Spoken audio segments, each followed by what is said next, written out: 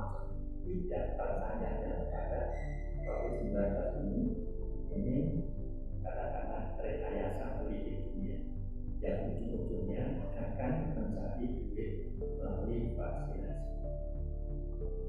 Sebenarnya hanya mesin saja kalau saya yang ditangani harus informatif dan dikasih tahu. Kemudian saya hanya beri contoh saja di Wonosobo yang terkena sekian, yang meninggal di Kecamatan Kalikajar, Wadas Lintang, Kaliwiro, Wonosobo sendiri, Kertek juga sudah ada. Masih akan tidak percaya? Hati-hati loh mas, jangan nyepelek. Ketika itu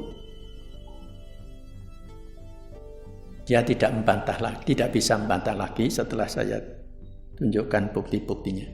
Bapak Ibu, update tanggal 1 Oktober itu bahwa untuk Kecamatan Wonosobo paling tinggi ada 125 yang positif.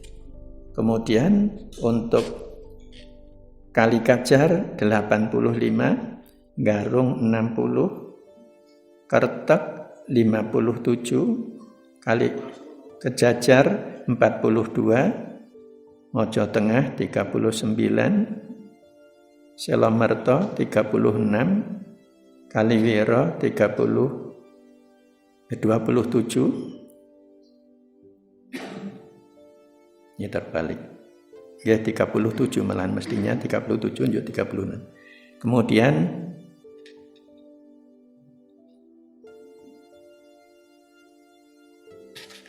Paragena ini. Sidoarjo 31, Leksono 25, Sepuran 23, Kalimbawang 14, Wadas Lintang 14, Watu Malang 13, Kepel 12, dan Kota Wonosobo 10. Ini tanggal 1 Juni. Oleh karena itu sekali lagi itu mengisyaratkan bahwa kita tetap harus hati-hati. Karena itu bagian daripada ikhtiar kita, mudah-mudahan dengan ikhtiar ini Allah akan menjaga kita dari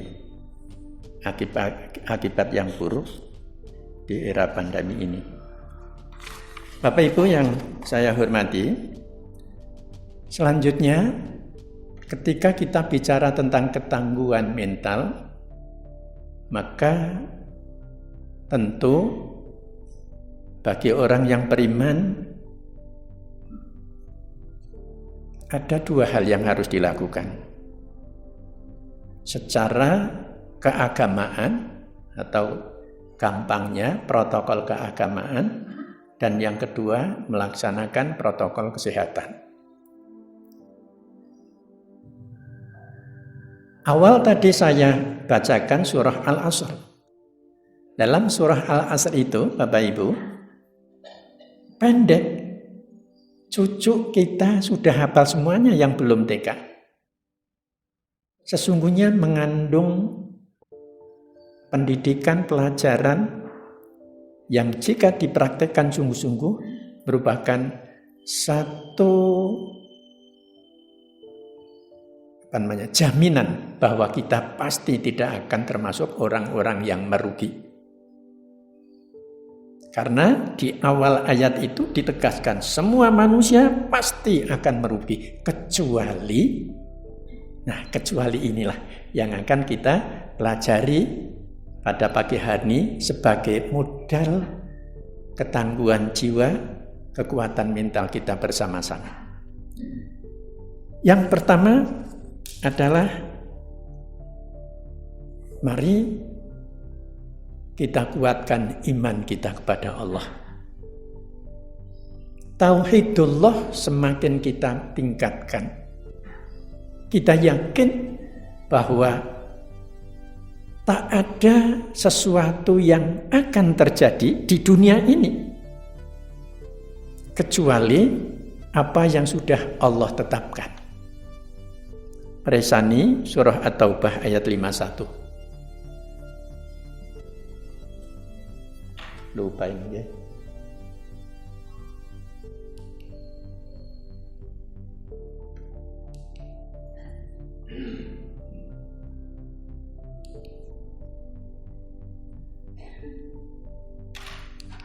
Ya pun, monggo jenengan sing ngatur. At-Taubah 51. A'udzubillahi minasyaitonir rajim. Qul la yusibana illa ma kataballahu lana. Huwa maulana wa 'alallahi falyatawakkalul mu'minun. Katakan Muhammad, la yusibana, sama sekali tak ada sesuatu pun yang akan menimpa kita. Lan, sama sekali tidak.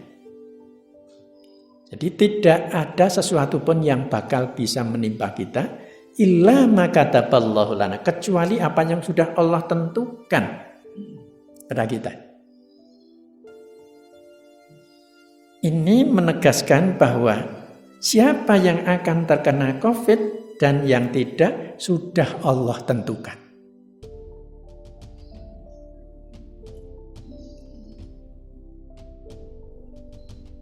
Siapa yang akan meninggal dan yang sembuh Allah sudah tentukan. Tapi kita jangan nekat. Harus ada ikhtiar. Oleh karena itu Allah tegaskan pula yang kedua, wa maulana wa 'alallahi falyatawakkalul mu'min. Allah lah pengayom kita, Allah pelindung kita. Jadi kita memohon perlindungan kepada Allah di era seperti sekarang ini. Sambil bagaimana cara kita berlindung? Tawakal kepada Allah. Tawakal itu dilakukan ikhtiar dulu, kemudian kepasrahan kita kepada Al-Khaliq, Sang Penentu semua peristiwa. Itu namanya tawakal. Belum tawakal ketika seseorang belum melakukan ikhtiar lebih dahulu. Itu belum tawakal. Itu disebut nekat bisa. Seperti teman saya tadi, ke teman saya kemana-mana tidak pernah pakai masker. Dia cerita sendiri. Dene waras mas, nyong ora apa-apa. Itu namanya nekat. Sampean kepengin kecanda apa? Ya ora kaya gitu. Jadi kita harus ikhtiar dulu, kemudian baru kita serahkan ikhtiar kita yang menentukan Allah Subhanahu wa taala.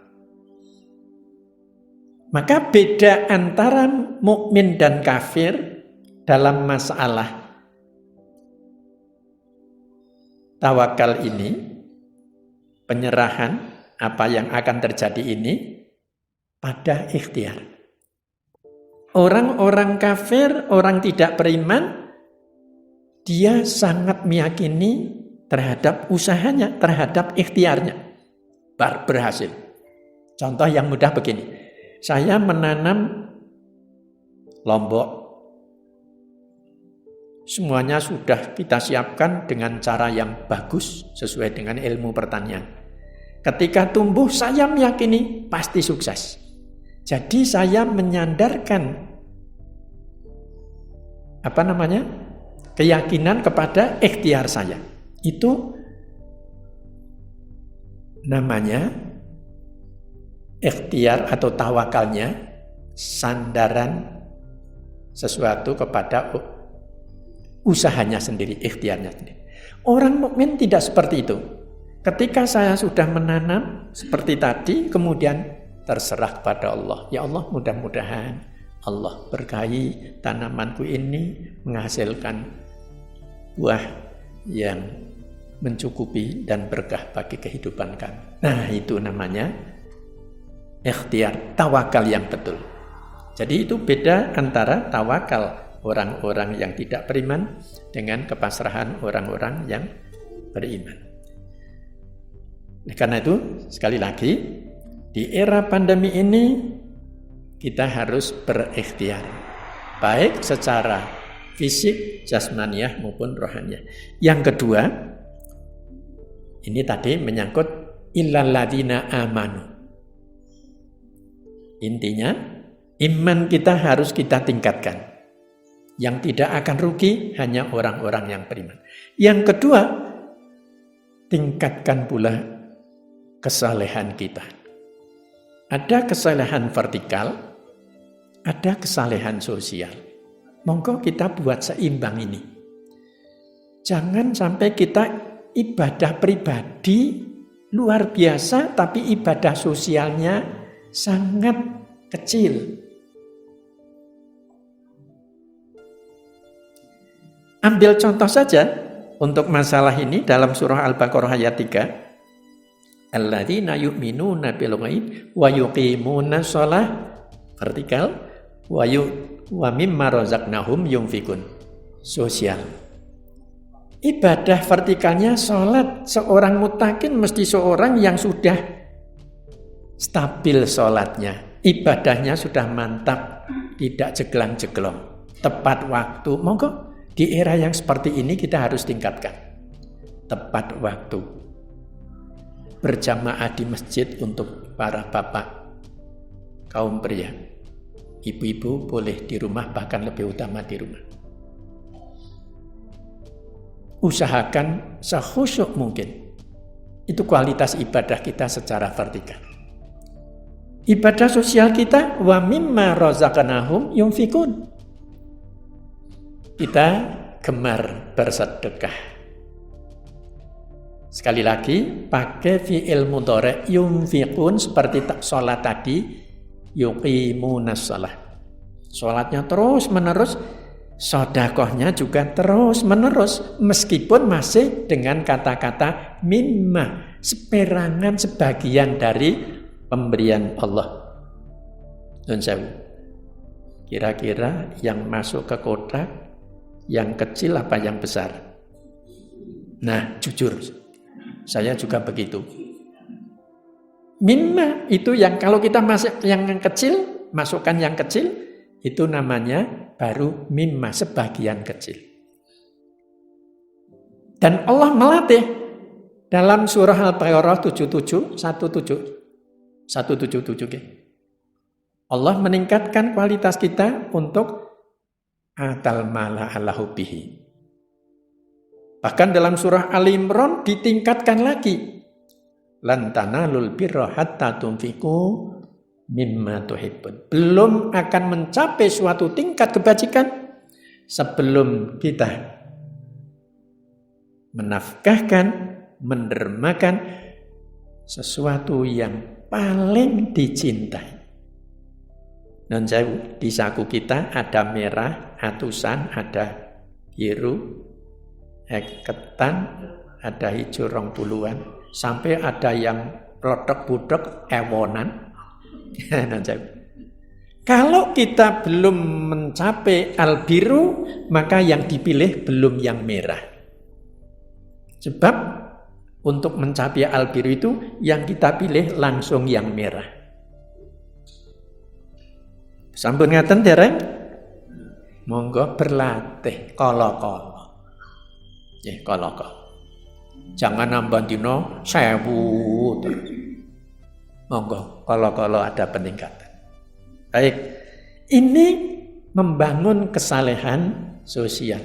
Dan besok banyak orang yang ketun, orang yang kecewa. Karena apa? Karena masih belum bersedekah, belum banyak sedekahnya. Rabbi laula akhartani ila ajalin qarib fa asaddaqa wa akum minas sholihin. Al-Munafiqun ayat 10. Ketika sudah di akhirat, kita ingin dikembalikan ke dunia sebentar saja. Untuk apa? Untuk bersedekah. Supaya termasuk orang-orang yang soleh. Jadi, predikat soleh ini satu di antaranya diraih tidak hanya dengan ibadah vertikal saja, namun justru yang menguatkan adalah ibadah sosialnya. Itu yang kedua. Maka di era pandemi ini di Indonesia sudah bagus sekali, gemar sedekah, tolong menolong dan sebagainya. Namun lama-kelamaan ya bosen nyatanya. Tadinya itu hampir di tiap desa ada sedekah gratis. Suwe-suwe mingkari papane tok. Wis ora ana sing nyandalke meneh. Nggih. Ora main to. Wah, sampai berapa lama kita Belum tahu soalnya. Yang ketiga, budayakan kehidupan yang benar. Wa tawasau bil haqq. Membiasakan yang benar, membiasakan yang jujur. Resani surah At-Taubah 119. A'udzubillahi minasyaitonirrajim. Ya ayyuhalladzina amanu taqullaha wa kunu ma'as-shadiqin. Wahai orang-orang yang beriman, bertakwalah kalian kepada Allah dan bersama-samalah kalian dengan orang-orang yang jujur, yang benar. Jadi Allah mengantarkan kita, menyuruh kita terus bersama-sama kelompok orang-orang yang jujur. Komunitas yang jujur mesti lebih senang bertemu dengan kejujuran. Dan itu sudah menjadi fitrah manusia. Kalau ada kelompok yang jujur, kemudian ada masuk orang baru, ternyata tidak jujur, senang tidak? Tidak senang. Wah, kae jan barang ono kae wis rusak awake dhewe. Ora tahu bener ngomongnya, misalnya seperti itu. Delong pisan, aduh, rusak. Begitu pula ketika kelompok komunitas ini orang-orang yang memang grup tidak jujur, senengnya goroh dan sebagainya, bahkan terhadap istrinya sendiri saja goroh, ya mereka lebih nyaman ketika bertemu dengan teman-teman yang sefaham, sekebiasaan. Kalau masuk orang yang jujur, orang yang benar, tidak senang. Yang tidak jujur ya ora seneng, yang jujur masuk kelompok jebulannya aku keliru mlebu nang kene, waduh jan wis rusak iki. Nah ini misalnya. Oleh karena itu Al-Qur'an mengantarkan kita monggo ketika hidup kita ini jadilah orang yang benar. Niat pun harus benar. Ngaji itu niatnya harus benar, bismillah. Mencari ridha Allah, mudah-mudahan mendapatkan ilmu yang bermanfaat. Harus benar, niat saja sudah harus benar. Berbicaranya juga harus benar. Pada siapapun. Itu yang akan menyelamatkan kita. Nah, yang keempat, tawasau bis sabr. Biasakan membudayakan kesabaran. Bersabar. Apa sabar itu? Al-habsu wal-kaffu. Dr. Qardawi menerjemahkan seperti itu. Al-habsu itu menahan diri. Wal-kaffu juga hampir sama, bertahan dalam keadaan yang tidak menyenangkan maupun yang menyenangkan. Jadi kita harus bisa bertahan dalam situasi yang sedang tidak kita senangi, seperti sakit dan sebagainya. Atau dalam suasana yang sebetulnya sangat senang kita, tapi kita harus bertahan, jangan diterus-teruske.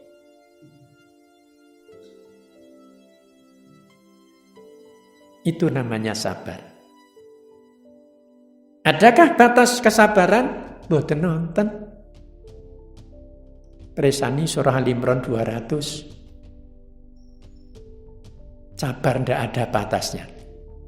A'udzubillahi minasyaitonirrajim. Ya ayyuhalladzina amanu sabiru wasabiru warabitu wattaqullaha la'allakum tuflihun.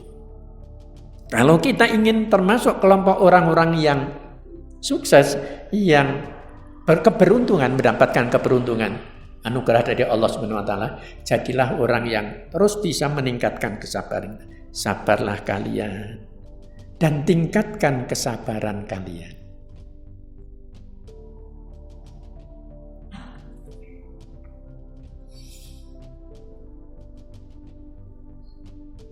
Jadi sekali lagi, sabar tidak ada batasnya. Nah, mari kita perhatikan bagaimana pendapat Syekh Dr. Qaradawi dalam masalah sabar ini. Beliau membagi kesabaran menjadi 6 macam kesabaran. Yang pertama, sabar dalam taat kepada Allah. Sabar dalam taat kepada Allah. Yeah.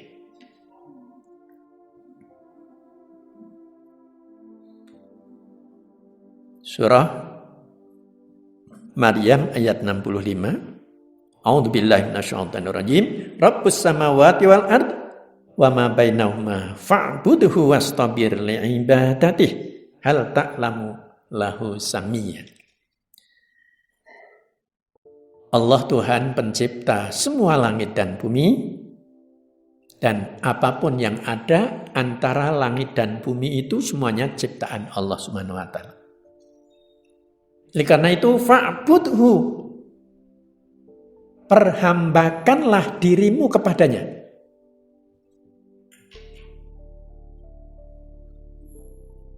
Wastabir ibadatih, dan hendaklah kamu bersabar yang sungguh-sungguh dalam melakukan peribadatan kepadanya.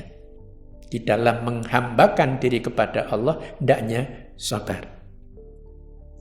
Adakah yang kamu ketahui sesuatu yang sama dengan Allah?